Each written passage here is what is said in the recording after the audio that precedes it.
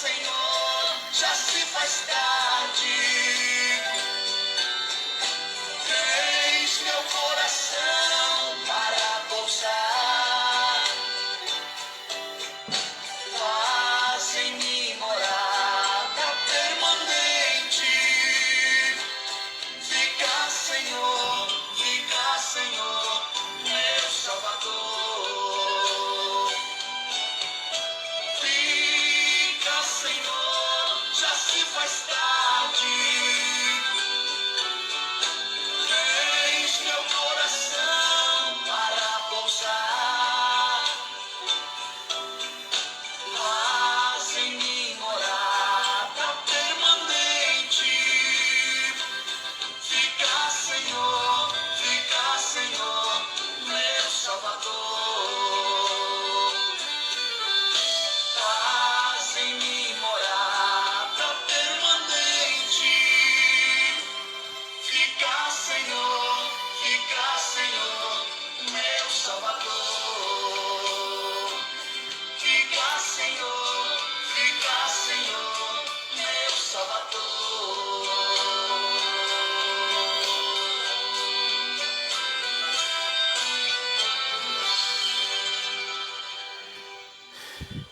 Boa noite a todos, um feliz 2021 a todos meus irmãos, a todos aqueles que nos assistem através das redes sociais.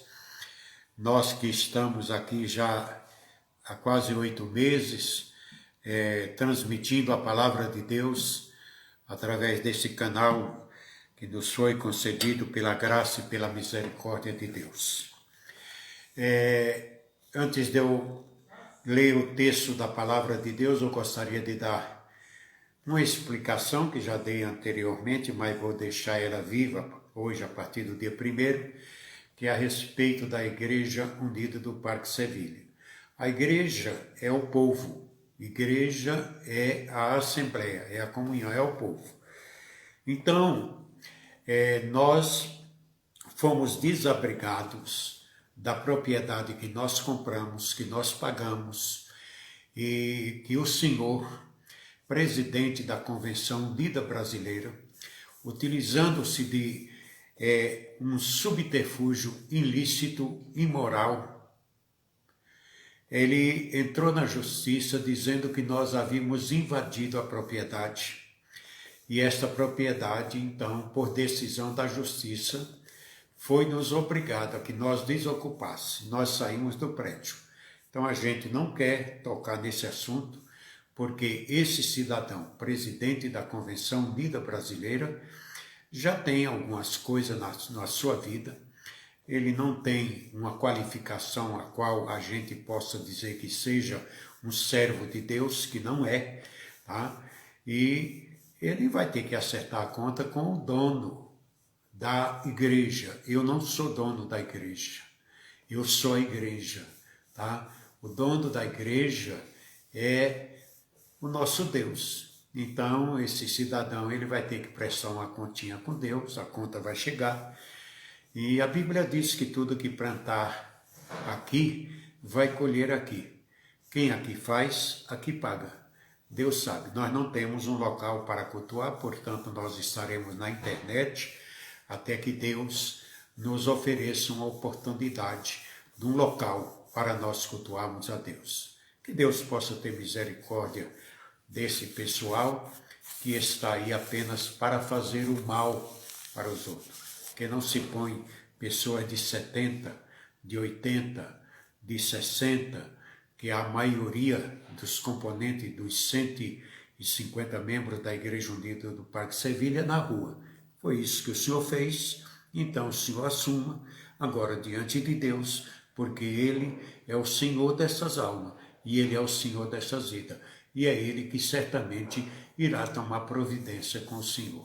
Comigo, o Senhor não tem nada. Eu não tenho nada contra o Senhor, lhe perdoo, oro por você, mas só te digo uma coisa. A conta de Deus, Ele sempre cobra.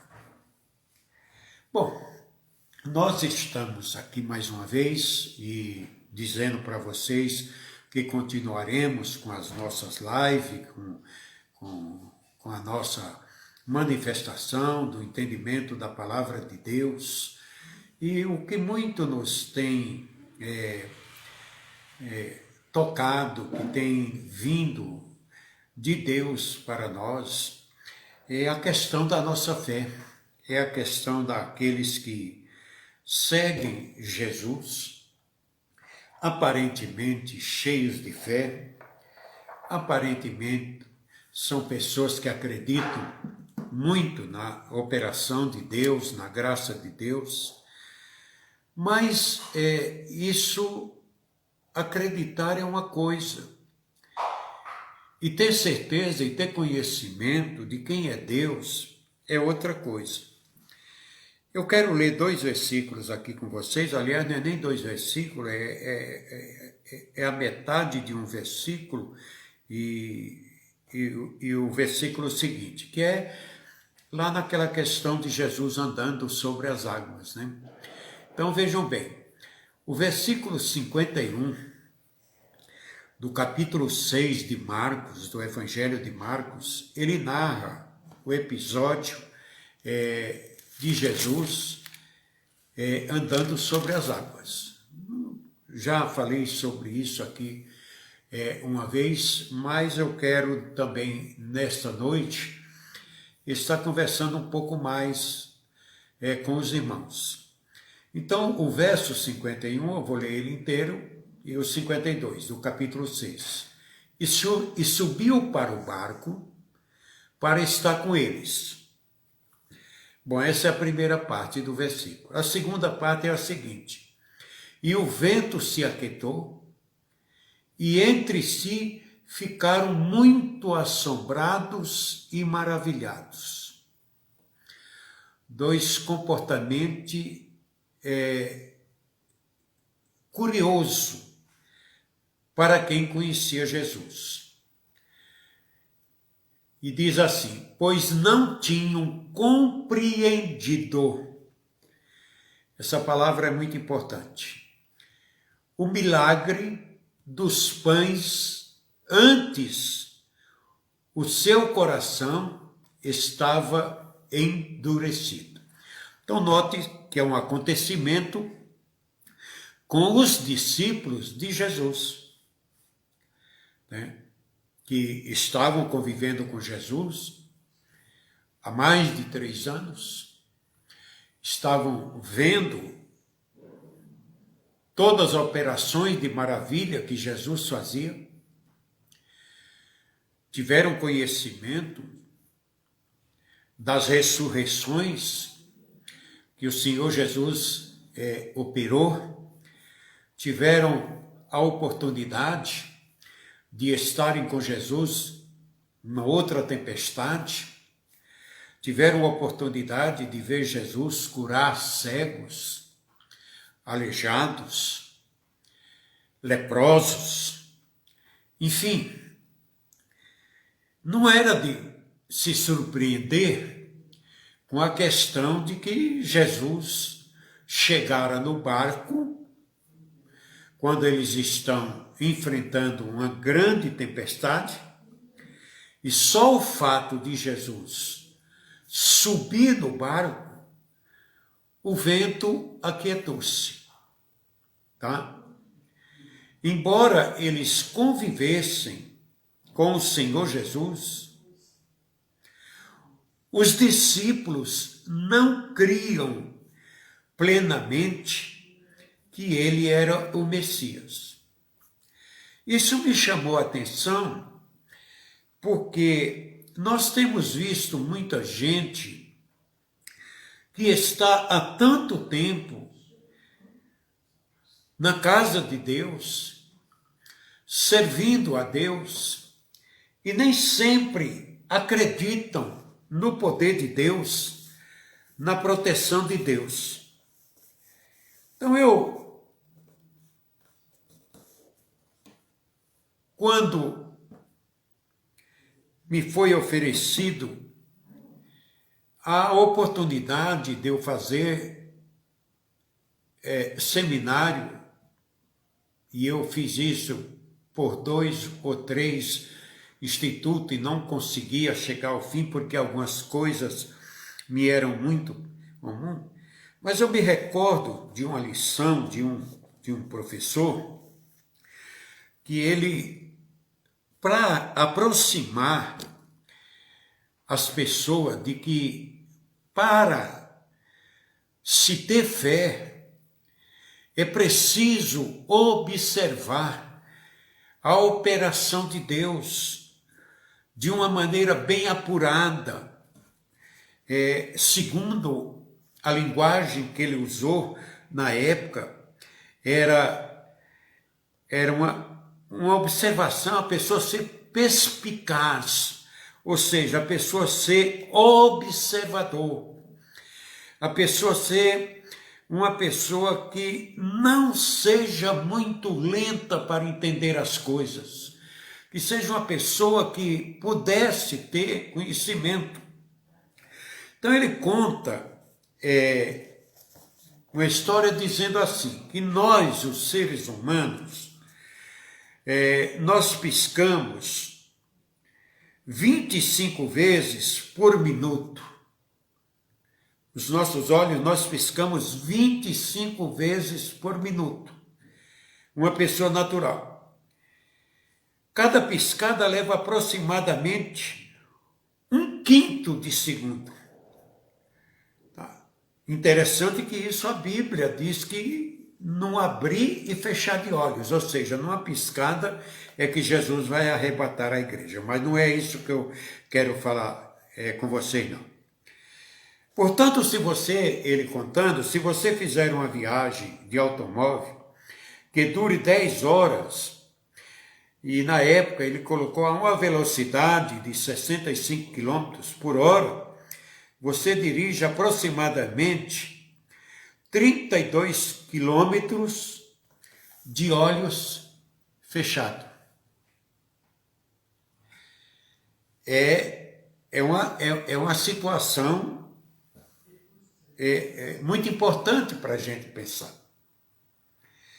Porque talvez por nós nos comportarmos de uma maneira tão duvidosa quanto a operação de Deus, do Deus que nós conhecemos, que é o Criador de todas as coisas, que criou tudo pela sua palavra, e que nós, às vezes, somos tão cheios de dúvida, porque algumas pessoas pensam e passam sempre suas vidas de olhos fechados. Elas olham, mas não enxergam. Realmente não questionam. A visão é presente, mas a percepção é ausente. A pessoa vê, mas não distingue o que ela está vendo. Se a vida fosse uma pintura, várias cores, ela teria. E ela refletiriam essas cores. Mas nem sempre a pessoa que contempla uma obra de arte, ela vê a cor das tintas, mas não vê a genialidade das pinceladas, né, que o pintor dá para criar aquela obra. A arte dele, ela sobressai. É que muitas vezes nós não percebemos o quanto a presença de Deus na nossa vida, ela é atuante e muito presente, mas nós não chegamos ao ponto de compreender totalmente as cores que Deus coloca na nossa vida com genialidade, né? Agora, se isso fosse uma viagem, nós notaríamos a estrada, mas não a majestosa e tremenda paisagem que está ao nosso lado. Nós andamos pelo caminho de Deus, mas não percebemos as grandezas que Deus vai operando na nossa vida, no nosso dia a dia, né? Mas também, se a estrada ela fosse uma estrada ladeadas por relvas, por árvores, dificilmente nós teríamos noção da grandeza das mãos que estiveram ali nos oferecendo toda aquela beleza. Também, se a nossa vida nós analisasse como se fosse uma refeição, comeríamos, beberíamos, mas negligenciaríamos a notável beleza da porcelana do prato que nós nos alimentamos e dos talheres dos quais nós comemos. Como é que as coisas acontecem ao nosso lado e nós não percebemos a mão de Deus operando? E muitas vezes, quando nós estamos querendo ver Deus operar, nós não temos a menor cerimônia de duvidar do poder de Deus, de não acreditar, tá? De ficarmos, às vezes, sem notarmos que para nós que degustamos aquela refeição, que até saboreamos a sobremesa, mas não notamos um pequeno detalhe. Deus quer que nós notemos a presença dele em pequenos detalhes. Mas nós só queremos os grandes detalhes. Nós só queremos ver os milagres. Agora também, meus irmãos, nós somos muito apreciadores dos salmos. Os crentes geralmente gostam muito dos salmos, principalmente alguns salmos em peculiar. Salmo 23, Salmo 40, Salmo 73,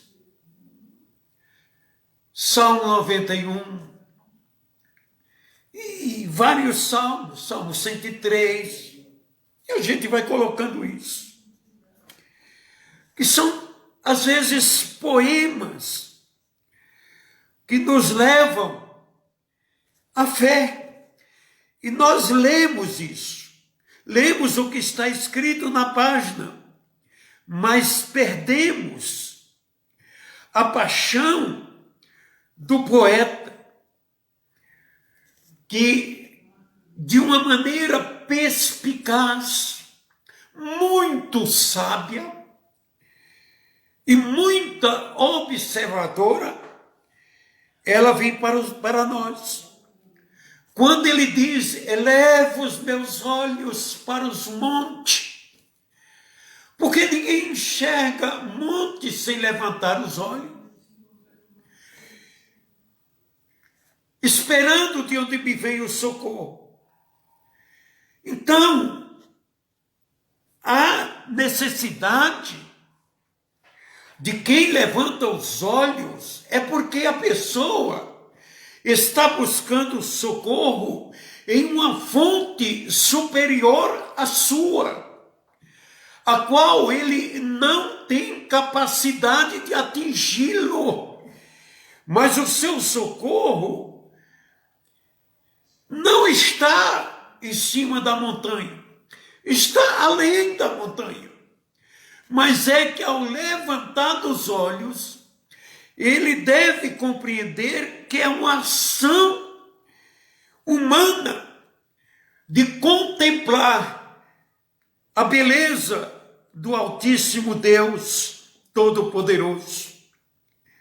E quando nós fazemos isso repentinamente, sem observar que a nossa visão da vida, com frequentes lampejos, é cheia de enfados e de indiferença, porque nós estamos nos posicionando, às vezes, diante de um Deus que é soberano, que é todo-poderoso, em quem nós contemplamos aqui nesta leitura, que só no fato dele ter se colocado dentro do barco, sem pronunciar uma palavra, sem fazer um gesto, o vento respeitou, porque ali estava aquele que é o Senhor do vento, que é aquele que é o Senhor da tempestade, que é aquele que é o Senhor da calmaria, que é aquele que é o Senhor que dá-nos a possibilidade de nós vencermos a dificuldade. Então as pessoas que não têm esse princípio de observação, elas habitam principalmente no reino do óbvio.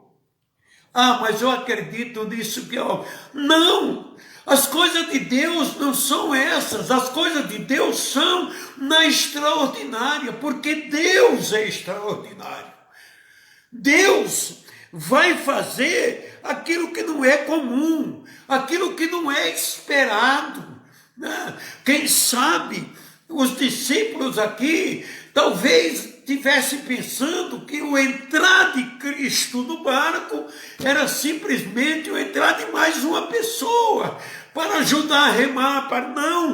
Não é isso. Quando Deus chega, não é igual a nós, é diferente daquilo que nós esperamos, é diferente do essencial. As dimensões que o cercam, elas são cumpridas, né?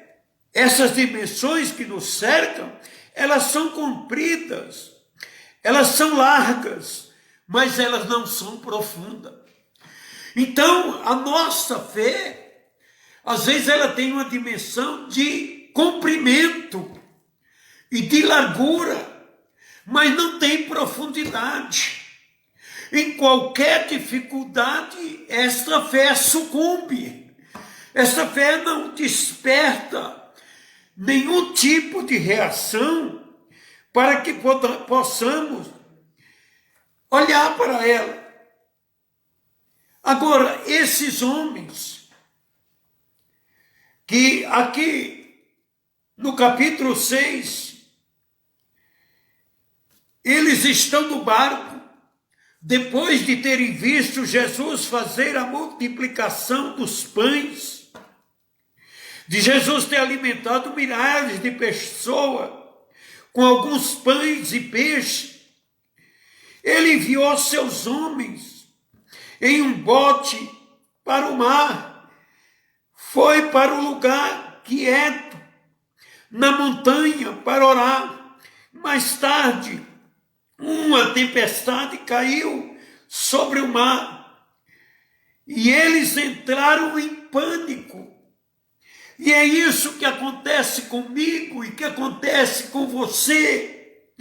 É que por qualquer coisa nós entramos em pânico.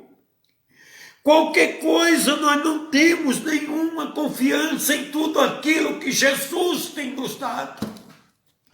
E Jesus nos deu o quê? Nos deu poder para nós pisarmos em serpente e em escorpião. Jesus nos deu autoridade para nós termos autoridade sobre os demônios, sobre o mal, sobre as enfermidades.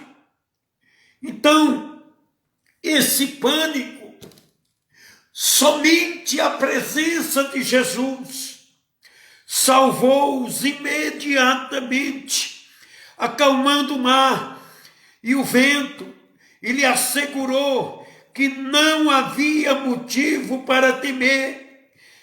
Marcos faz um comentário que deve ser lembrado. Ficaram atônitos. Essa é a palavra de Marcos. Surpresos. Os milagres de Deus não é para nos surpreender. Ele deveria ser coisas naturais para nós.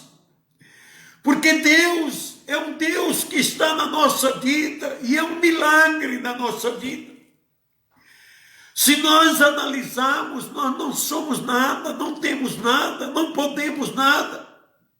Mas Deus na nossa vida, é Ele que faz os milagres, é Ele que nos dá a saúde, é Ele que nos dá o vigor, é Ele que nos dá a graça. E Marcos ainda continua dizendo, pois não tinham entendido o milagre dos pães. De fato, Jesus faz as coisas e nós não paramos para raciocinar. Como é que Ele fez aquilo? Como é que aquilo aconteceu? Como é que aquilo se realizou? Nós não somos específicos nisso. Nós queremos ver as coisas, nós queremos ver Ele atuando, e isso nos leva. Então Marcos aqui diz que o mestre chega diante deles, depois de 3 anos, dia a dia, vivendo com Jesus 24 horas por dia, presenciando os milagres de Jesus, presenciando o bem que Jesus faz e que fez à humanidade, com eles juntos. Nós não tivemos esse privilégio de contemplarmos isso. Aliás, nós não estamos contemplando nos últimos tempos, nos últimos 20 anos, por exemplo, que nós não vimos realmente coisas extraordinárias do Espírito de Deus. Porque quando eles veem Jesus andando sobre a água, eles sentiram medo. O sobrenatural nos assusta. Por quê?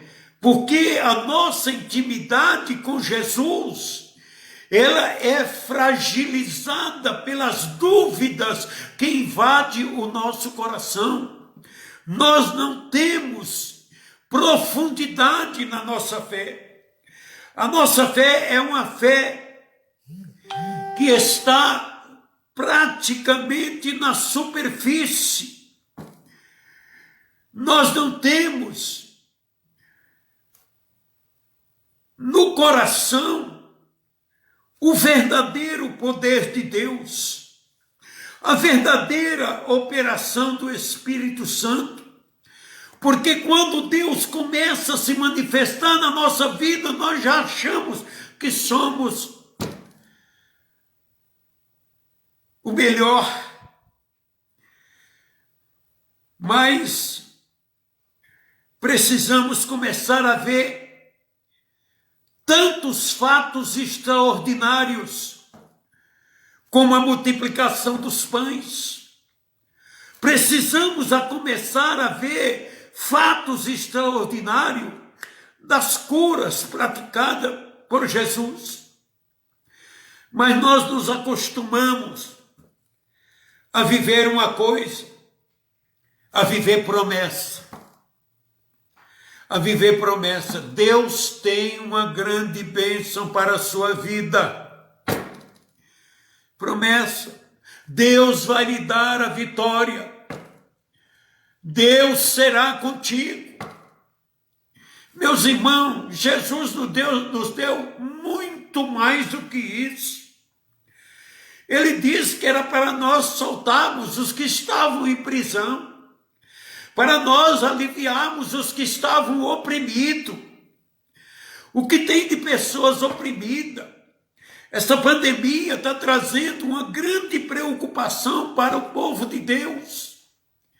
Mas eu quero te dizer uma coisa, que isso são prenúncios da vinda de nosso Senhor e Salvador Jesus Cristo para buscar a sua igreja, e a palavra de Jesus é essa: porventura, quando voltar o Filho do Homem, achará fé na terra?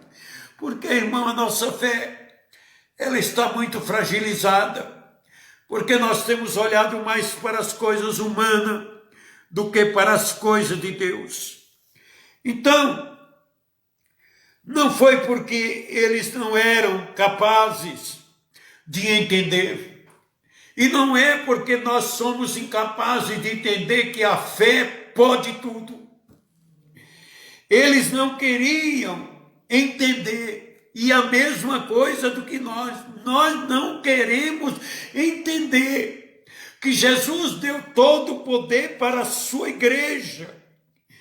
Por quê? Porque as suas mentes eram abruptas como a nossa, somente que só guardam as derrotas, somente guardam as coisas que não são reais. Era a raiz do problema que preocupava eles. Tá? E esses homens eram insensíveis ao poder de Deus. Eles eram lerdos, como nós somos lerdos com as coisas de Deus. E também cabeça dura, porque o que mais tem no meio do povo de Deus é gente de cabeça dura. É esses que acham que mandam até em Deus, que querem dar ordem para Deus.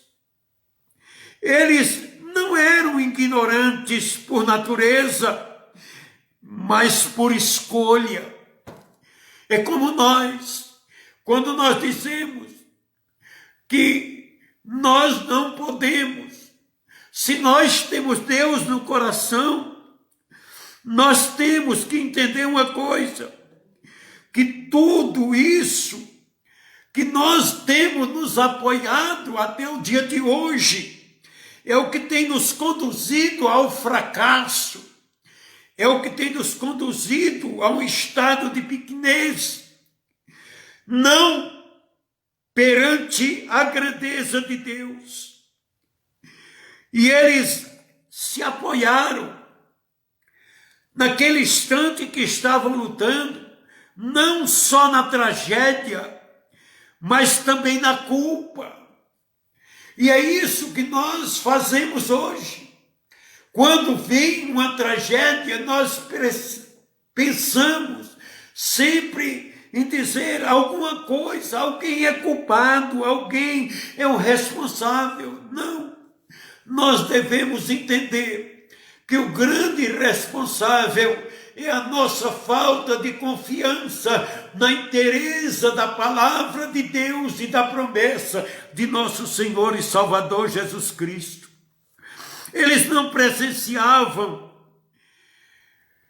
e nem estavam precisando de piedade de Jesus, ao mesmo tempo, tanto que mereciam a reprovação, e até ali haviam estado suficientemente perto de Jesus. E há quanto tempo, meus irmãos, nós estamos perto de Jesus?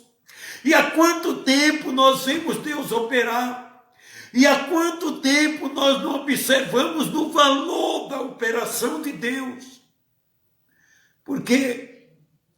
Porque nós ainda somos incrédulos e nós precisamos saber que Deus é um Deus muito paciente e Ele quer que aquelas situações que são criadas na nossa vida, elas possam vir nos trazer momentos de alegria, momentos de gozo, momentos de prazer.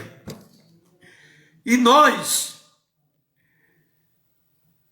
se nós aplicarmos o que já temos aprendido, observando a operação do poder de Deus na transformação das coisas, né? Nós sempre vamos ver coisas grandiosas. O escritor da carta aos Hebreus, ele dirige aos cristãos com uma palavra de muita oportunidade que tiveram, de como eles foram agraciados por tantos testemunhos que vieram ao encontro deles. E ele chega em uma das partes do capítulo 5 ao capítulo 6, dizendo que nós já devíamos ser mestres, mas nós ainda precisávamos ser tratados com leite como criança. E quando ele coloca a coluna dos heróis da fé lá, das pessoas que alcançaram notoriedade porque acreditaram, olha que não é fácil.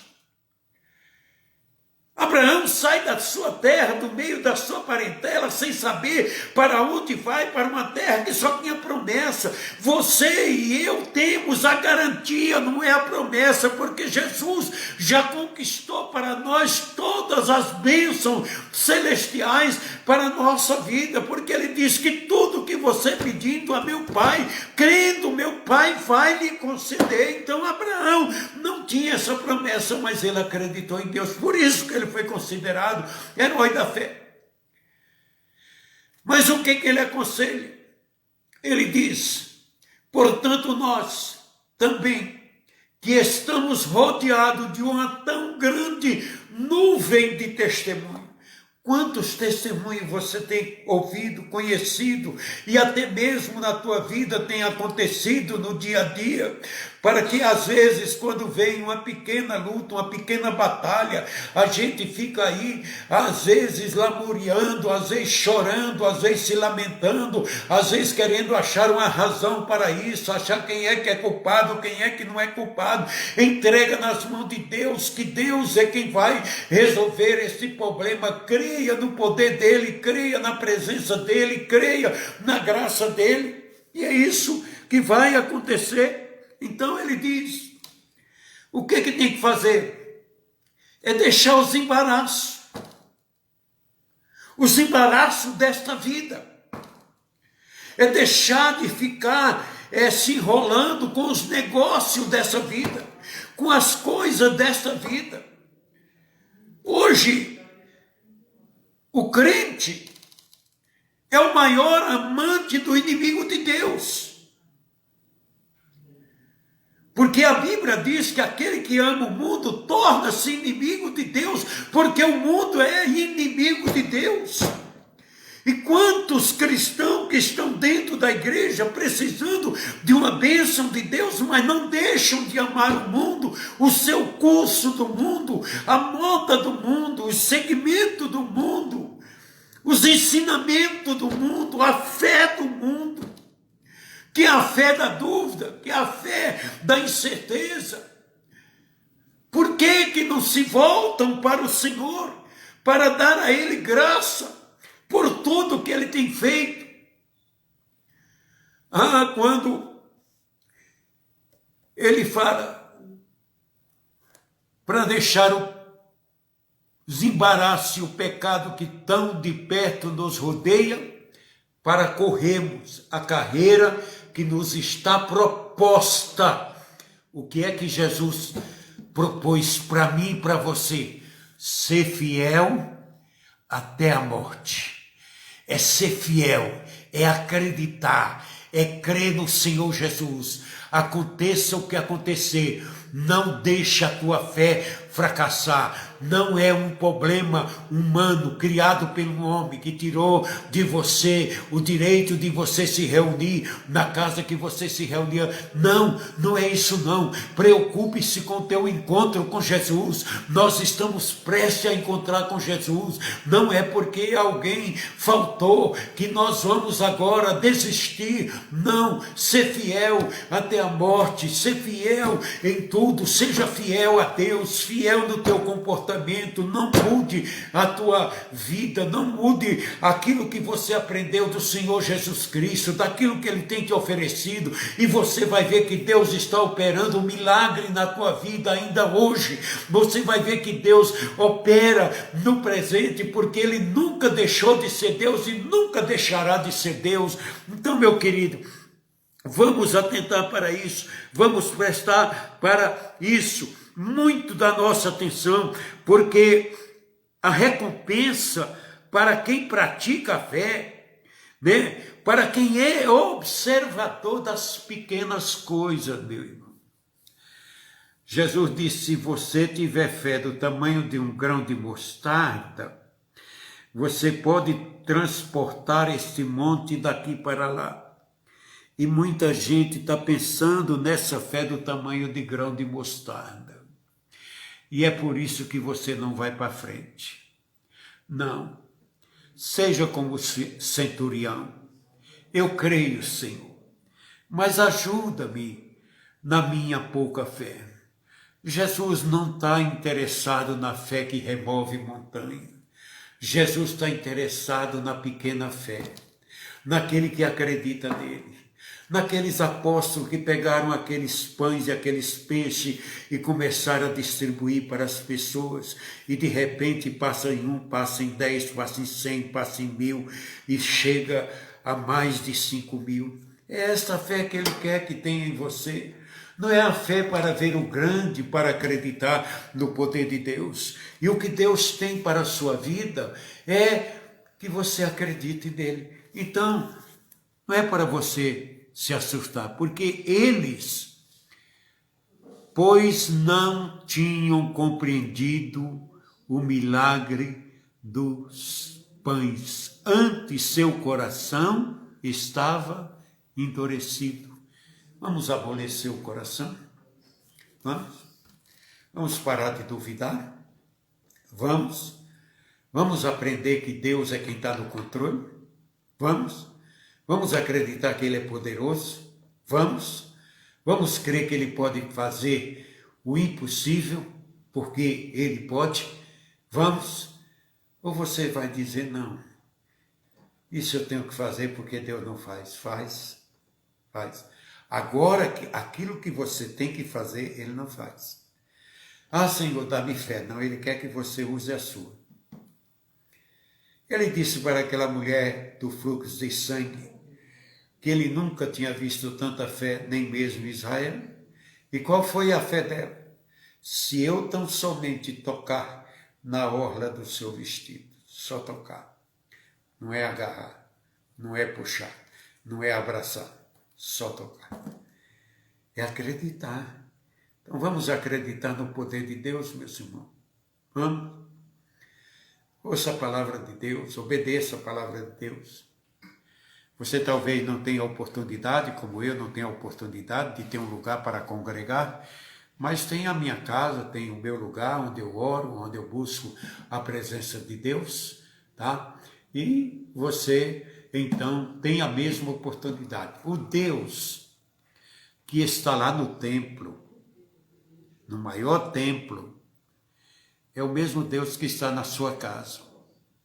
O Deus que está na tua igreja, que hoje você não tem mais, é o mesmo Deus que está contigo aí agora.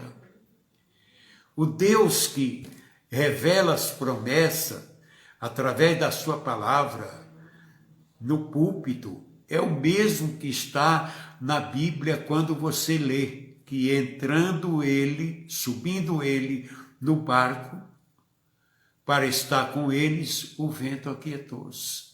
Jesus acalma a tempestade se você acreditar que ele está no teu barco, na tua vida, tá? Eu não sei se você leu, mas esses dias eu coloquei aí que Jesus nos alistou na sua marinha e nos colocou dentro do seu barco. Eu estou no barco com Jesus. Se vier a tempestade, Jesus está no barco. Se não vier no barco e a tempestade acontecer, ele vem e entra no barco e acalma o vento e passa a tempestade. Então, você deve acreditar. Eu quero orar por você, em teu favor, e te dizer que você, sendo a vontade de Deus, porque se não for a vontade de Deus, não haverá esse encontro. Mas sendo a vontade de Deus, nós estaremos aqui durante esse ano, às terças-feiras e às sextas-feiras. E estamos marcando com você esses momentos para nós meditarmos na palavra do Senhor, nosso Deus e nosso Pai. Muito obrigado a todos vocês. Sei que é um dia de descanso em que nós estamos aí planejando o que será da nossa vida. Chama Jesus para planejar junto com você. Pergunta para ele se você pode programar. Porque nós fazemos uma agenda, tá? Nós propomos, mas quem executa é o Senhor, nosso Deus e nosso Pai. Amado Deus, Santo e Eterno Pai, no nome soberano de nosso Senhor e Salvador Jesus Cristo, eu quero te agradecer, papai. Quero te agradecer porque o Senhor nos dá a oportunidade de lermos a tua palavra, a oportunidade de olharmos para ela, a oportunidade de olharmos que as tuas promessas são promessas verdadeiras, porque elas vêm de ti, elas foram, Senhor, dita por ti.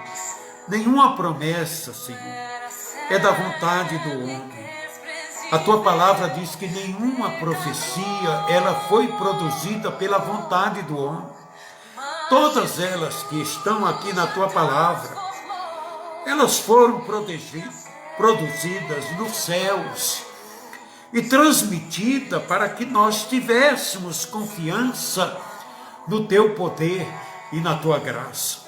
Tenha misericórdia de nós, tenha piedade da nossa vida, tenha compaixão, nos ajude, Senhor, a acreditarmos no teu amor, acreditarmos na tua misericórdia e que o Senhor está conosco, que o Senhor é nosso Senhor e Salvador, que o Senhor se manifesta na nossa vida através do teu Espírito Santo. Senhor, envia sobre nós a presença do teu Espírito Santo.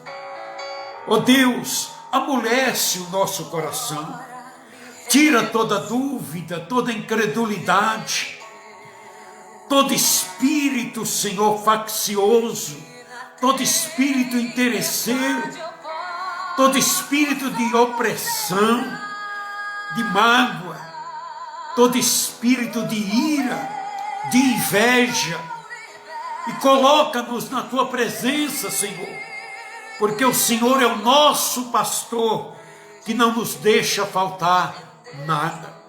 O Senhor é quem nos guia, o Senhor é quem nos conduz, o Senhor é quem nos dá a oportunidade de exaltar, de glorificar o teu nome, de te bendizer, porque o Senhor é santo, sempre santo e eternamente santo, e nós devemos procurar a santidade, Senhor. Tira-nos, Senhor, de perto do pecado, tira-nos da proximidade, ó Senhor bendito, de todo mal, da iniquidade, Senhor, porque a iniquidade é que gera o pecado. A iniquidade, Senhor, é aquilo que nós aceitamos quando nos colocamos na roda dos escarnecedores, na roda dos zombadores, na roda dos incrédulos. Oh meu Deus, tenha piedade de nós, tenha compaixão de nós, coloque ao nosso lado pessoas que sejam verdadeiramente cristãos transformados. Afasta de nós, Senhor, todo aquele que é duvidoso, todo aquele que não acredita, todo aquele que não tem confiança no teu poder, todo aquele, Senhor, que está na dúvida, na incredulidade, Senhor, tem misericórdia de nós, desaproxime-nos dele e coloque-nos, Senhor, ao nosso lado, aqueles que creem no teu poder, aqueles que creem na tua graça e na tua operação. Sê com o teu povo, Senhor, tenha misericórdia. Muitos, Senhor, passaram por momentos de tristeza durante esse ano. Alguns perderam um ente querido, que certamente, Senhor, a sua presença faz falta para ele, a companhia, mas o Senhor substitua a presença deste pai, desta esposa, deste marido, deste filho, e coloque-se, Senhor, aí para colocá-los diante da tua face, na esperança e na confiança, acreditando que o Senhor está com todos eles. Fique conosco, Senhor. Dê-nos um início de ano, conduza a nossa vida para a glória do teu nome, em nome de Jesus. Amém.